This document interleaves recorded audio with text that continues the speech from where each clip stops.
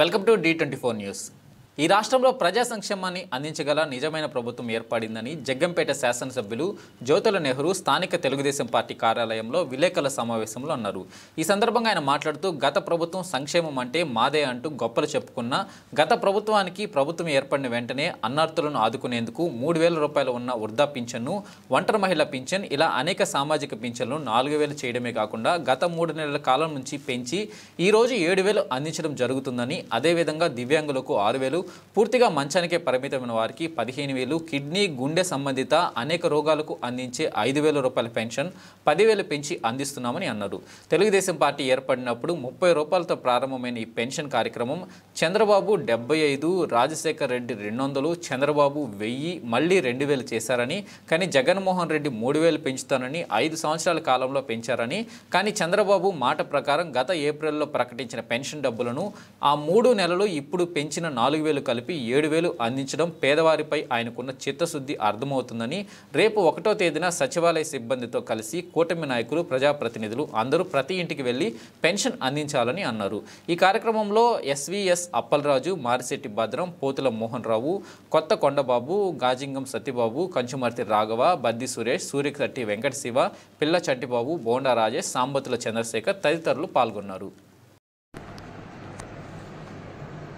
గ్రామాలు పరిశుభ్రంగా ఉండాలి అంటే వాళ్ళ ఏదైతే వాలంటీర్లు ఖర్చు పెడుతున్నటువంటి మా నాయకుడు 10,000 ఇస్తా అన్నాడు వాలంటీర్కి. నేనేమంటానంటే ఆ 10,000 శాలరీ ఇచ్చి ప్రతి గ్రామాన్ని బట్టి 5గురిని, 6గురిని, 10 మందిని, 12 మందిని, 15 మందిని ఆ పంచాయతీ యొక్క వైశల్యాన్ని బట్టి ఈ 15,000 రూపాయలు శాలరీ ఇచ్చి స్కావెంజర్స్ వేసినట్టయితే మనం దుర్గంధం నుంచి బయటపడతాం. పరిశుభ్రమైనటువంటి గ్రామాలుగా తయారు చేసుకోవడానికి అవకాశం ఉంటుంది. దానికి ఖర్చు పెట్టండి. మనకు సచివాలయ సిబ్బంది ఉన్నారు, బ్రహ్మాండంగా వాళ్ళతో సర్వీస్ చేయించుకుందాం. గ్రామాల్లో వాళ్ళకి కాపలా కుక్కల్లాగా తెలుగుదేశం ఎన్డీఏ కార్యకర్తలు ఉన్నారు, తప్పు జరగకుండా కాసుకోవడానికి.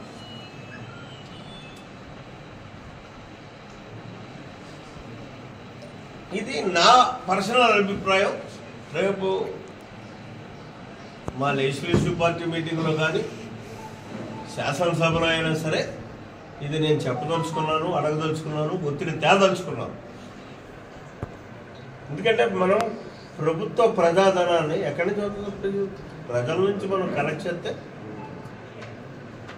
రెవెన్యూ కలెక్షన్ ద్వారా వచ్చేటువంటి డబ్బు దాన్ని దుర్వినియోగం చేయకుండా మన స్వార్థం కోసం చేసుకోకుండా, మాకైతే ఆ కర్మ లేదు. వైఎస్ఆర్ కాంగ్రెస్ పార్టీ లాగా వాలంటీర్ల కార్యకర్తలుగా వాడుకోవాల్సినటువంటి పని లేదు. నిస్వార్థంగా 45 సంవత్సరాలు బట్టి పనిచేస్తున్నటువంటి కార్యకర్తలు ఉన్నారు, నాయకులు ఉన్నారు తెలుగుదేశం పార్టీకి. కాబట్టి వాళ్ళకేం డబ్బులు ఇవ్వక్కర్లే. ఆ పని మా పార్టీ పని వరకు వాళ్ళు నిస్వార్థంగా పనిచేస్తారు.